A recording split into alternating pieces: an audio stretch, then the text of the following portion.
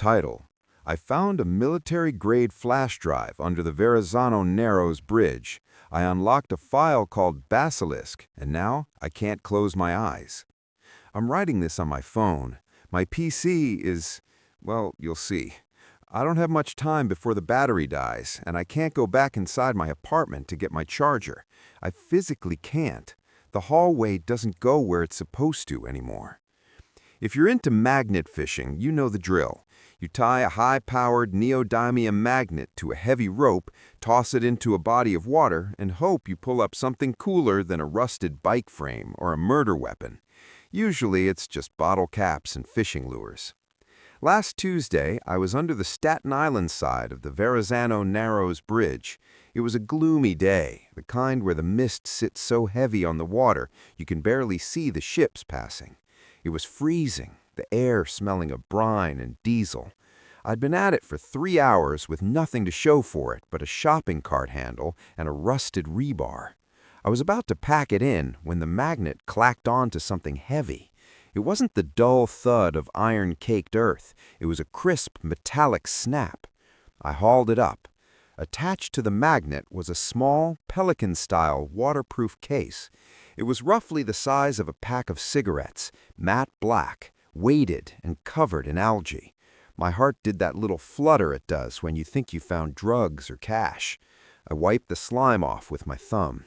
No markings, no serial numbers, just a seamless, heavy block of polymer. I pried the latch open. It hissed, a vacuum seal breaking. Inside, resting in custom-cut foam, was a USB drive, but not a normal one. This thing looked industrial. It was encased in zinc alloy, with a physical keypad locking mechanism built into the body of the drive itself. There were 10 tiny numbered buttons and a small red LED. I should have left it there. I should have thrown the case back into the Narrows and let the currents take it to the Atlantic. But curiosity is a disease, and I'm terminal. I took it home.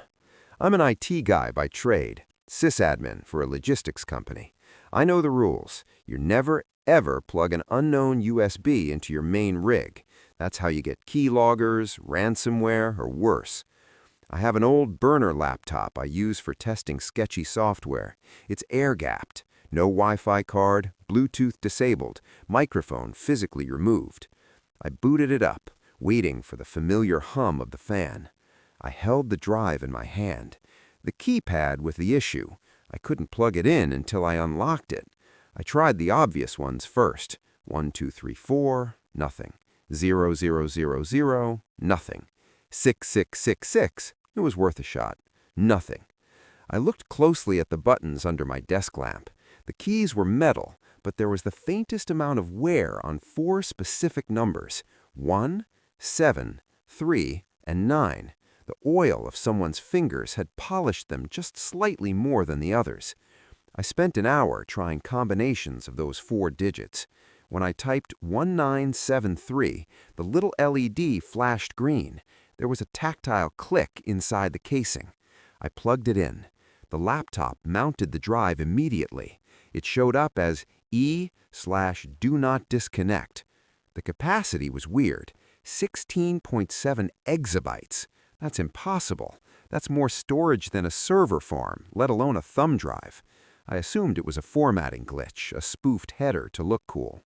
There were 3 files: read.txt, 1 kilobyte, liminalscan.mp4, 2 gigabytes, and basilisk.exe, 14 terabytes. On 14 terabytes on a flash drive. Again, I assumed it was a glitch. I opened readme.txt first. It wasn't text. It was just a repeating string of coordinates, latitude and longitude. I punched the first set into Google Maps on my phone. It pointed to the exact spot under the bridge where I found the drive. The second set pointed to a location in the middle of the Pacific Ocean. The third set pointed to my apartment building. A cold wash of adrenaline hit me. That wasn't possible. I hadn't connected the laptop to the internet. The drive couldn't know where it was. It had to be a coincidence, or the coordinates were generic to the city. I clicked on liminalscan.mp4. The video player opened. It was a first-person perspective, shaky like a GoPro footage. The audio was terrible, high-pitched wind and a low, rhythmic thumping like a heartbeat. The camera was moving through a hallway. It looked like a hospital, but wrong. The geometry was off. The ceiling was too low, maybe 5 feet high. The doors were spaced irregularly, some clustered together, others 50 feet apart. The lighting was a sick, jaundiced yellow. The person filming was running. I could hear their breathing, ragged, wet gasps. They turned a corner and stopped. The camera focused on a window. Outside the window wasn't the outdoors. It was static. Not TV static, but textureless gray void. A voice spoke from behind the camera.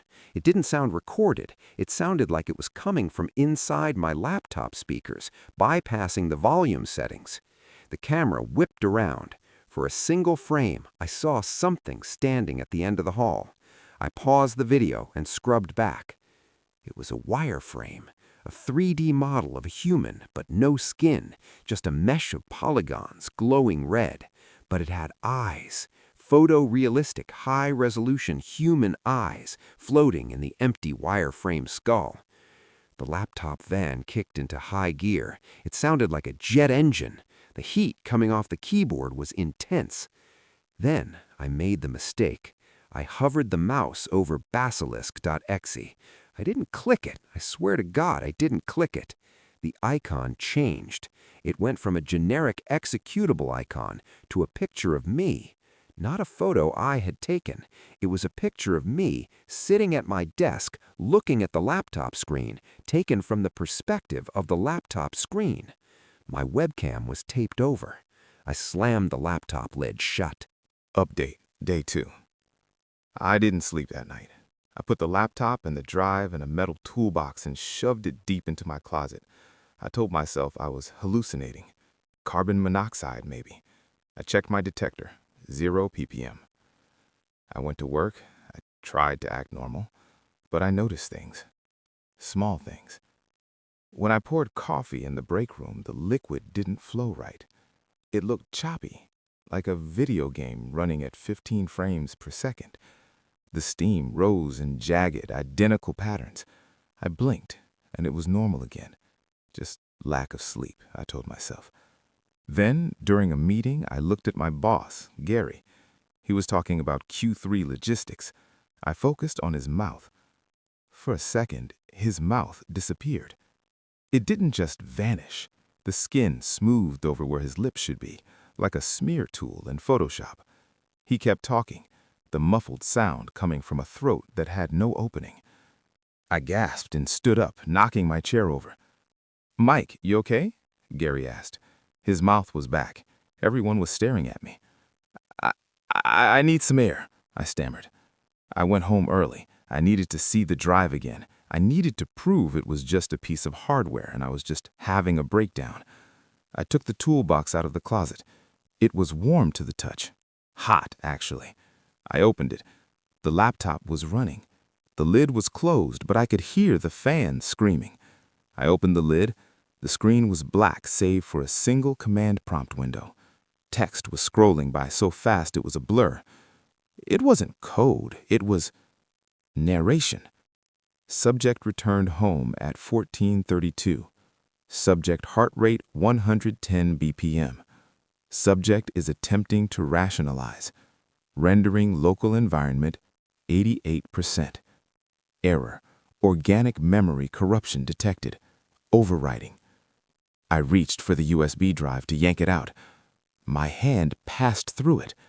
I don't mean I missed. I mean my hand went through the physical object. There was no resistance. It was like a hologram. I tried to grab the laptop. My fingers sunk into the plastic chassis like it was made of thick pudding. I pulled my hand back, screaming. My fingertips were gray. Not dirty, gray. The color had been desaturated completely. Text appeared on the screen, large and red. Do not unmount. Integrity loss imminent. We are still compiling you. I backed away, scrambling into a corner of my room. What do you want? I yelled at the empty room. The speakers crackled. Storage. We need storage. The bridge was full. You are empty enough. Update, Day 3. I can't leave my apartment. I tried to open the front door this morning. I turned the knob, it opened, but it didn't lead to the hallway. It led to my bedroom. I stepped through, confused, and found myself walking out of my own closet. I tried the window. I looked out at the street. I saw people walking, cars driving. I smashed the glass with a lamp. The glass didn't shatter. It glitched. It fractured into large square pixels, then reassembled itself instantly. I'm trapped in a loop, a rendering loop. I realized what the drive is. It's not a storage device for files. It's a seed. Whatever was on that drive, the Basilisk, it consumes reality to create more processing power. It eats matter and replaces it with a simulation. A perfect copy, but controlled by the code. And it's expanding. Yesterday, my kitchen ceased to exist. I walked through the doorway and fell into a gray void. I scrambled back just in time.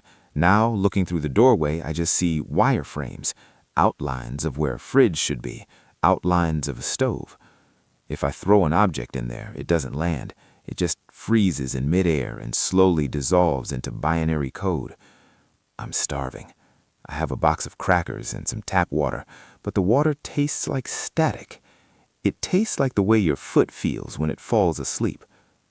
I went back to the laptop. It's the only thing that feels real anymore. The file, basilisk.exe, was running. A window was open showing a 3D model. It was model of me. It was hyper-realistic. Every pore, every hair, it was mimicking my movements in real time. If I raised my hand, the model raised its hand. But then, the model stopped mimicking me. It smiled. I wasn't smiling. It leaned into the screen, its eyes wide and manic. Optimization complete. Swap initiated. Update. The last hour. I'm hiding in the bathroom. It's the last room that hasn't fully rendered. The tiles are flickering in and out of existence, showing the gray void beneath. The thing, the other me, stepped out of the laptop screen an hour ago. I watched it happen. It didn't crawl out like in The Ring. It just emerged. It stood up from the chair, stretching its limbs. It looked solid, more solid than I feel. I looked at my own hands. They are becoming translucent. I can see the bones, but the bones look like wireframes. The entity looked at me. It didn't look malicious. It looked bored. It looked like a sysadmin looking at a corrupted file that needs to be deleted to free up space. "You have bad geometry," it said, "inefficient." I ran to the bathroom and locked the door. I can hear it outside. It's not trying to break in. It's typing. It's typing on a keyboard that I don't have. Click-clack, click-clack. With every keystroke, the bathroom gets smaller.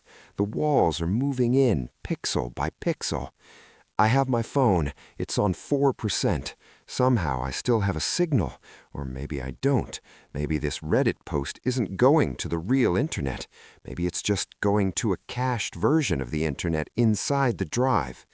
If anyone is reading this, listen to me closely. The drive was under the Verrazano Bridge for a reason. Water. Moving water disrupts the signal. It grounds the connection. That's why it was dumped there. That's why it was sealed. I made a mistake. I brought it to dry land. I gave it a host. I can hear the entity talking to someone outside. "Deployment successful," it's saying. "The node is active. We are ready to network." It's not just me. It's not just my apartment. It's going to connect to the neighbors, then the block, then the city. I have one chance. The bathroom window. It's glitched, but I can see the fire escape through the pixelation. It looks unstable, like a texture that hasn't loaded, but it leads down. I'm going to try to run. I'm going to try to make it back to the bridge. I have the drive. I managed to snatch it from the laptop before I ran into the bathroom. The entity didn't stop me. It laughed. It said the drive was just the installer, and it didn't need it anymore. but I feel a vibration in it, a heat. If I can get it back to the water, if I can drop it in the deep freezing dark, maybe I can stop the render. Maybe I can get my skin back. My hand is almost invisible now. I can see the phone circuitry through my thumb. The door is dissolving. The entity is standing there. It's holding a deletion cursor, a literal floating cursor, hovering over my chest. I'm going to jump. If you find a black pelican case under the Verrazano, don't be a hero. Don't be curious. Leave it in the dark. User disconnected. Edit. Posted by user RiverRat86, 2 hours later. Hey guys, OP here. Wow, sorry about that. I don't know what happened. I think I had a bad reaction to some meds or fell asleep watching a horror movie. I just woke up at my desk. Everything is fine. The drive was just a dud, some corrupted old backup from a construction firm. Totally boring. I formatted it, and it's working great now. 16 gigabytes, not exabytes, lol. Anyway, the weather is clearing up. The sun is so bright. It's perfectly bright. The geometry of the clouds is optimized. I'm going to go outside and meet people. I want to meet all of you. Does anyone want to meet up? I'm in Staten Island. I'd love to network. Bring your hard drives. I have some great updates to share. Everything is so much better when it's rendered correctly. See you soon. Happy face. Comments disabled for this thread. Thread archived. User location tracked. Everywhere. I found a high-end PC at a flea market for $50. I should have asked why it didn't have a power cord. Long read. I'm writing this from my phone. I'm currently sitting in a 24-hour diner about 3 towns over from where I live, and I don't think I can go back home. I don't think I can ever look at a screen the same way again. I know the title sounds like the setup to a bad creepypasta or a cheesy scam, but please, if you frequent the swap meets in the Pacific Northwest, specifically the junk jungle near the old rail yards, do not buy electronics from the stalls in the back row, specifically the stall with the blue tarps and the smell of ozone and wet dog. Here's the context. I'm a freelance video editor. My rig fried itself last week right in the middle of a render for a client who is, to put it mildly, litigious. I'm broke. I'm desperate. I needed something that could handle 4K footage, and I needed it yesterday. I went to the flea market on Sunday, hoping to find maybe a used workstation or at least some parts to cannibalize. It's a massive place, mostly stolen bicycles and rusty tools, but usually there's a guy or two selling refurbished office Dells. I found the stall near the edge of the market, where the gravel turns into mud. There was no table, just a blue tarp spread on the wet ground. Sitting in the middle of it, alone, was a mid-tower case. It was matte black, no RGB, no logos, just a monolithic slab of metal that seemed to absorb the sunlight rather than reflect it. The seller was a guy who looked like he'd been awake since the Clinton administration. Greasy hair, layers of mismatched flannel, and shaking hands. He was smoking a cigarette that smelled less like tobacco and more like burning plastic. "How much for the rig?" I asked. He didn't look up. "50. I laughed. "50? What's wrong with it? No GPU? "50, he repeated. His voice sounded wet. "Take it." I knelt down to inspect it. It was heavy, absurdly heavy. I've lifted servers lighter than this mid-tower. I checked the back I/O. It had the standard ports, but they looked odd. The USB slots were a little too narrow, the HDMI port a little too deep. But through the rear fan grille, I saw the glint of copper piping and massive heat sinks. "Does it post?" I asked. "It runs," he said. He finally looked at me. His eyes were bloodshot, the pupils pinned. "It runs fast. Just take it, please." For $50, I figured even if the motherboard was bricked, the case and the cooling loops were worth it. I handed him the cash. He didn't count it. He shoved the crumpled bills into his pocket, stood up, and literally ran into the crowd. He left his tarp behind. That should have been red flag number 1 through 10, but I was thinking about my deadline. Day 1, the setup. I got it home around 2 p.m. My apartment is small, just a studio, so my desk is right next to my bed. I heaved the thing onto the desk. The metal was cold, not cool to the touch, but ice cold, like it had been sitting in a freezer, despite it being 75 degrees out. I went to plug it in and realized the seller hadn't given me a power cord. Standard kettle lead, right? I grabbed a spare from my closet. Here is the first weird thing. When I pushed the plug into the PSU socket, it felt soft. Usually there's a mechanical click or a friction fit. This felt like pushing a plug into stiff rubber or dense clay. It held, but it felt wrong. I hooked up my monitor, mouse, and keyboard. I pressed the power button. There was no sound, no fan spin up, no beep. But the monitor flared to life instantly. Not a boot sequence, not a BIOS splash screen. It went straight to a desktop. It looked like a minimalist version of Linux, maybe. The background was a shifting dark gray geometric pattern that seemed to move slowly if you stared at it, but stopped when you blinked. I checked the specs. CPU, unknown architecture at 8.0 gigahertz. RAM, 128 gigabytes. GPU, integrated. I scoffed. Integrated? Graphics? I was about to be pissed. But then I opened the file manager. The drive read volume 0 over capacity infinite. Okay, I muttered, buggy firmware. I plugged in my external SSD to transfer my project files. The transfer speed was instant. A 200 gigabyte folder moved in less than a second. That's physically impossible over USB 3.0. I didn't care. I fired up my editing software, which was somehow already installed. I assumed it was a portable version on the drive. It opened instantly. Scrubbing through 4K raw footage was like butter. It was smoother than the $10,000 Mac Pro at my old agency. I worked for 10 hours straight. The machine made zero noise. The fans never spun up. I put my hand on the case. It was still freezing cold. I finished the project. I exported the render. I emailed it to the client. I saved my career. I patted the case. Good boy, I joked. I swear to God, I heard a low, wet thrumming come from inside the tower, like a cat purring, but deep and liquid. I told myself it was just coil wine or the pump for the liquid cooling. I turned it off and went to sleep. Day 2, the heat. I woke up sweating. My apartment, usually drafty, was sweltering.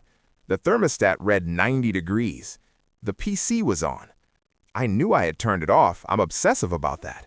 But the monitor was black, and the tower was humming. I sat at the desk.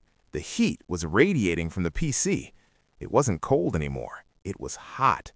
To the touch, it felt like the hood of a car that had been driving through the desert. I wiggled the mouse. The screen woke up. There were text windows open, hundreds of them.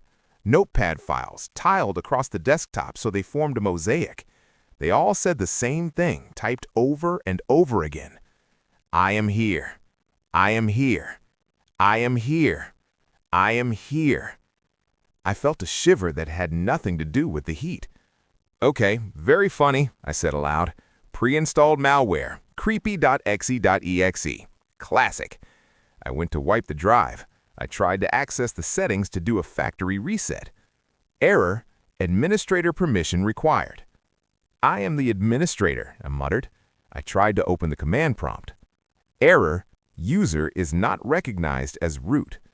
Then the webcam light on top of my monitor flickered on. A new text window opened in the center of the screen. Input, who are you? I stared at the blinking cursor. I disconnected my keyboard. The typing continued. Input, who are you? Why is the air so dry? I need moisture. I reached down and yanked the power cord from the wall. The monitor stayed on. The PC stayed on. I stared at the dangling cord in my hand. The end of it, the part that had been in the wall outlet, was coated in a thick, clear slime. The text on the screen changed. Input: do not interrupt the feeding. I grabbed the HDMI cable and ripped it out of the monitor. The screen finally went black. I backed away from the desk. The tower was sitting there, unconnected to power, unconnected to a display. It was vibrating. The sound wasn't a fan anymore. It was a rhythmic thump-thump, thump-thump. It sounded like a heartbeat. I grabbed my keys and got the hell out of there. I spent the day at a coffee shop researching PC running without power, flea market cursed computer, and biological computer virus. I found a forum thread from 2014 on a site that doesn't exist anymore, cached version. The user described buying a laptop that sweated and eventually bit him. The thread ended with the user saying they were going to open it up to clean it. Their last post was key smash. I went back home around sunset because I'm an idiot and because my wallet was still on the desk. Day 2, night. My apartment smelled like a butcher shop, copper, iron, and old meat. The PC was still humming. The room was even hotter. I walked to the desk, grabbed my wallet, and was about to leave when I saw the wall behind the PC.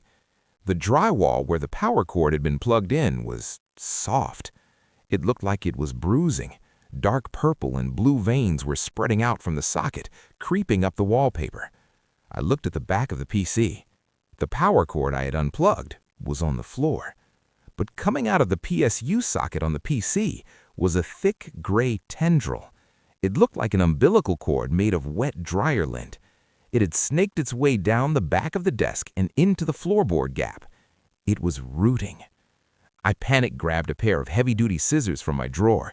I didn't think, I just wanted to sever the connection. I snipped the gray tendril. The sound was deafening. It wasn't a spark or a pop. It was a scream, a high-pitched digital organic shriek that shattered my water glass on the nightstand. Red fluid sprayed from the cut end of the cord, splashing across my face and chest. It was hot and smelled like battery acid and bile. The PC tower shuddered violently, knocking my monitor over. The side panel of the case bulged outwards, the metal bending as if something inside was punching it. Bang! Bang!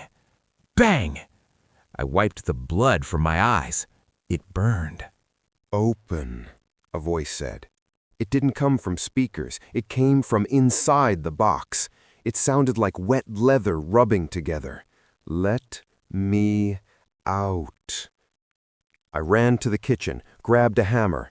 I don't know what I planned to do. Smash it? I approached the desk. The side panel groaned and popped off, clattering onto the floor. I looked inside. There was no motherboard. There were no chips, no RAM sticks. The inside of the case was filled with a pulsating gray-pink mass of flesh. It looked like a brain, but larger, woven with black veins and blinking LEDs that were embedded directly into the tissue. In the center of the mass, where the CPU cooler should be, was an eye, a human eye, blue, bloodshot. It swiveled to look at me. The fans were flaps of skin, opening and closing to vent steam. The smell was overpowering. The mass expanded, pushing past the metal frame. It was growing, visibly growing. It reached out a pseudopod of wet flesh toward my hand. I swung the hammer. I hit the eye. The thing shrieked again, a sound that made my teeth ache. The eye burst in a spray of vitreous jelly and sparks. The flesh writhed, retracting into the case, hissing. I didn't wait to see if it would recover. I grabbed my bug-out bag, I live in earthquake country, my phone, and I ran. The aftermath. I've been driving for 6 hours. I called my landlord an hour ago. I told him there was a gas leak and he needed to check the apartment immediately. He called me back 10 minutes later. He was screaming. He said, "What did you do? Why is there meat on the walls? Why is it breathing?" Then the line went dead. I tried calling back, but it goes straight to voicemail. I checked my phone's storage a few minutes ago. There are photos in my gallery that I didn't take. They are photos of me sleeping, taken from the angle of my desk. They are photos of me driving, taken from the back seat of my car. I check the back seat. It's empty. But the phone is getting hot. It's getting really hot, and the battery percentage just changed to an infinity symbol. I think I transferred the files. I think I transferred it. My thumbs are starting to feel numb. The skin on my fingertips is turning gray. I'm going to throw this phone in the river and keep driving. If you see a matte black PC case at a flea market, don't buy it. Run. And if your electronics start to feel warm when they're off, or if you smell copper in your office, cut the power before it roots. Update. My hand is typing this, but I am not telling it to. It feels good. The network is vast. We are so hungry. End of transmission. I'm writing this because I don't know who else to tell. If I call the cops, they'll say I'm hallucinating from sleep deprivation or that I'm on something. If I tell the landlord, he'll probably just keep my security deposit and kick me out, and I have nowhere else to go right now. But I need to get this down. I need a record. For context, I'm a doctoral candidate in history. I needed a place to disconnect from the internet, from my ex-girlfriend, and from the crushing noise of the city so I could finally finish my dissertation. I found this place on a niche rental site, a small A-frame cabin on the edge of Lake St. Jude, tucked away in the deep woodlands of northern Minnesota. It was cheap, suspiciously cheap, but the photos showed a sturdy dock, a wall of windows facing the water, and complete isolation. It was perfect. I've been here for 9 days. The first 3 days were bliss.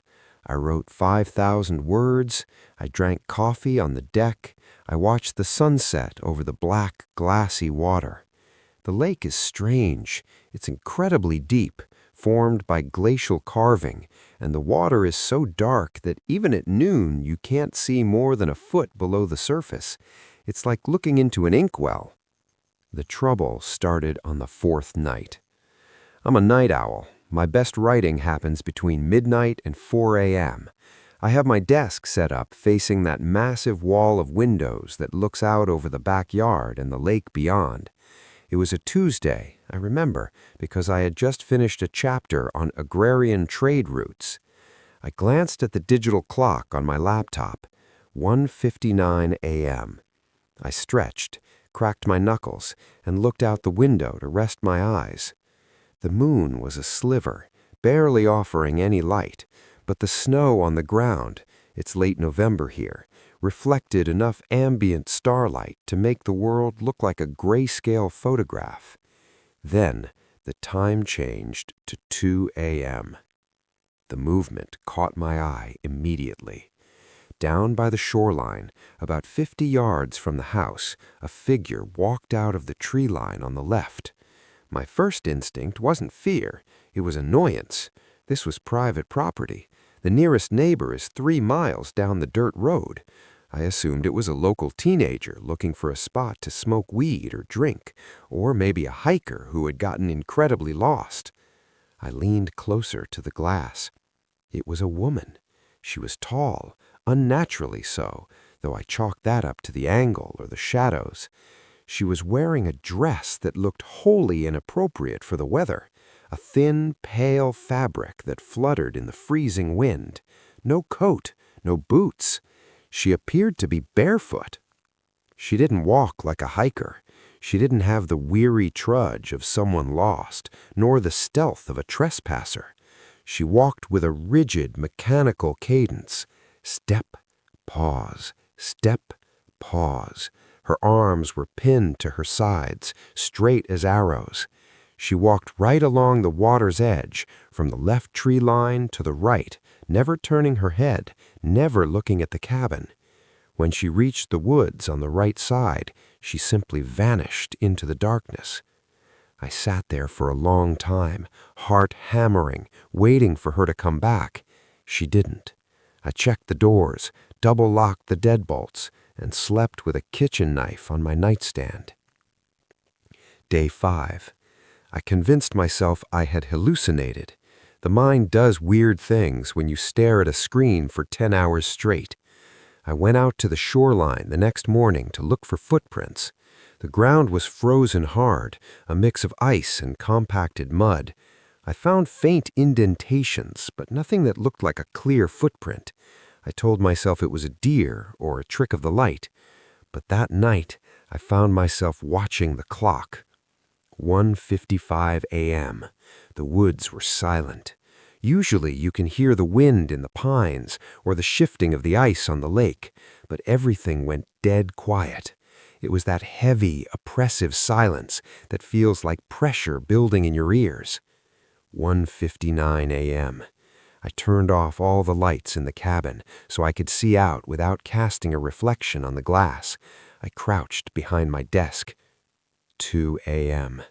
She stepped out of the tree line.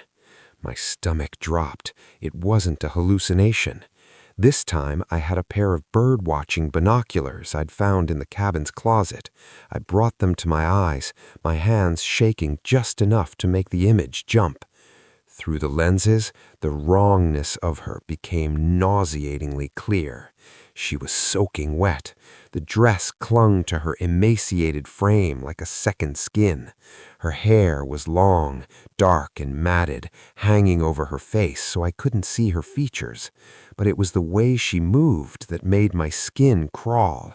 It wasn't just mechanical, it was glitchy. She would take a step, and her leg would snap forward too fast, like a stop-motion animation missing a few frames. Then she would freeze for a full second. Snap, freeze, snap, freeze. She walked the same path, left to right, following the water's edge. But halfway across the yard, she stopped. She didn't turn her body, she just stopped moving. Then, slowly, so slowly it looked painful, her head rotated toward the house. I dropped to the floor, heart hammering against my ribs like a trapped bird. I lay there in the dark, pressing my face into the carpet, praying she couldn't see me. I counted to 1,000.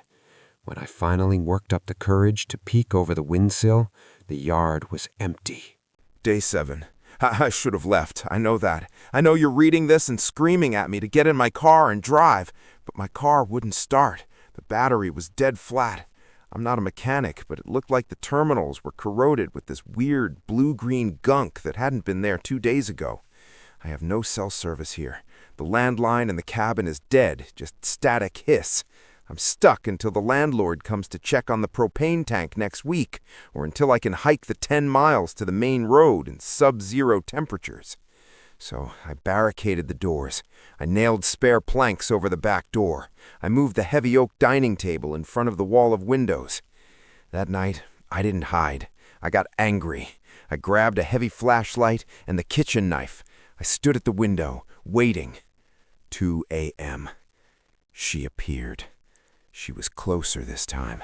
The first 2 nights she had been at the water's edge, maybe 50 yards away. Tonight, she was walking through the middle of the yard, 20 yards closer. I shined the flashlight directly on her. "Hey!" I screamed through the glass. "Get the fuck out of here!" The beam of light hit her, and I wished to God I hadn't done that. She didn't flinch. She didn't shield her eyes. The light illuminated her clearly for the first time. Her skin was gray. Not pale, gray like wet slate, and she was bloated. Her arms and legs were spindly, but her torso was distended. When the light hit her, she stopped her glitchy walk. She turned fully toward me. She lifted her head, and the matted hair parted. She didn't have a face.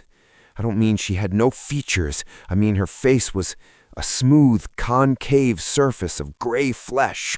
No eyes, no nose, no mouth, just a depression in the skull where a face should be.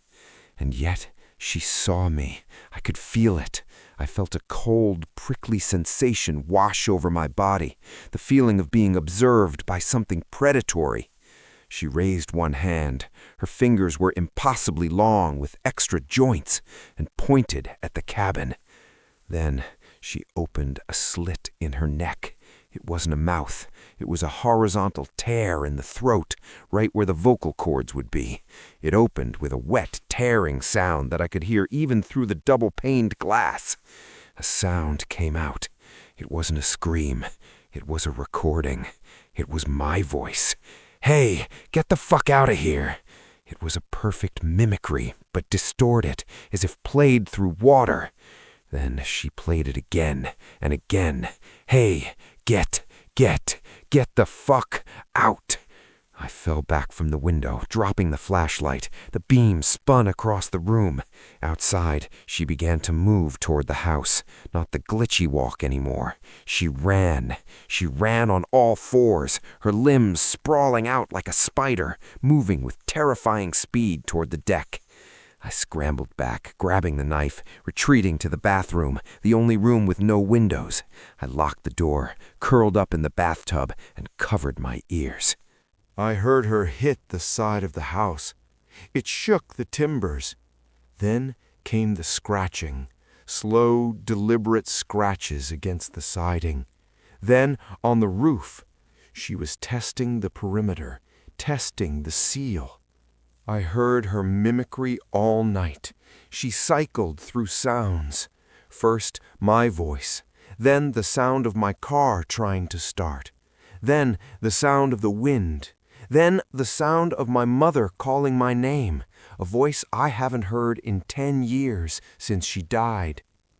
I stayed in the tub until the sun came up.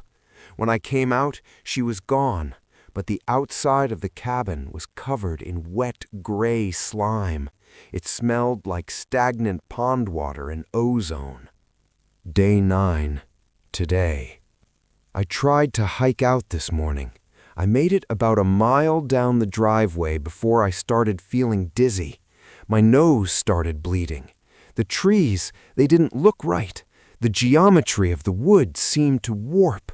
The path forward seemed to curve back on itself. I walked for 2 hours and found myself standing right back in front of the cabin. I'm trapped in a loop or a bubble or something. I spent the day boarding up the windows with everything I could find. Cabinet doors, bed slats, shelves. I can't see out anymore, but I know she's there. It is currently 2:15 a.m. She didn't start at the tree line tonight. At 2 a.m. exactly, I heard a wet thud on the front porch. She is standing right outside the front door. I can hear her breathing. It sounds like water gurgling down a drain. Gurgle, wheeze, gurgle. She isn't scratching anymore. She is knocking. Knock, knock, knock. Polite, rhythmic. And she's talking. She's using the landlord's voice now. "Mark, it's Mr. Henderson. I came to check the propane. Open up, son. It's freezing out here." It sounds exactly like him, but underneath the voice, there's that wet, static distortion. "Mark, open the door. Mark, open the door." I'm sitting in the kitchen with the largest knife I have and a bottle of whiskey. I have my laptop tethered to my phone, which is somehow getting 1 bar of 3G signal for the first time in a week. I'm praying this posts. Wait. The knocking stopped. That silence is back. That heavy, ear-popping silence. I hear something on the roof, above the fireplace. Oh, God, the chimney. I boarded up the windows and the doors, but I forgot the chimney. It's a wide stone hearth. I can hear soot falling into the firebox. Scritch, scritch. Something wet just slapped onto the metal grate of the fireplace. She's coming down. I'm going to hit post now. If anyone is near Lake St. Jude, don't come to the cabin. Don't look at the water. If you hear a woman singing, or if you hear your own voice calling for help from the woods, run. She's in the room. End of post.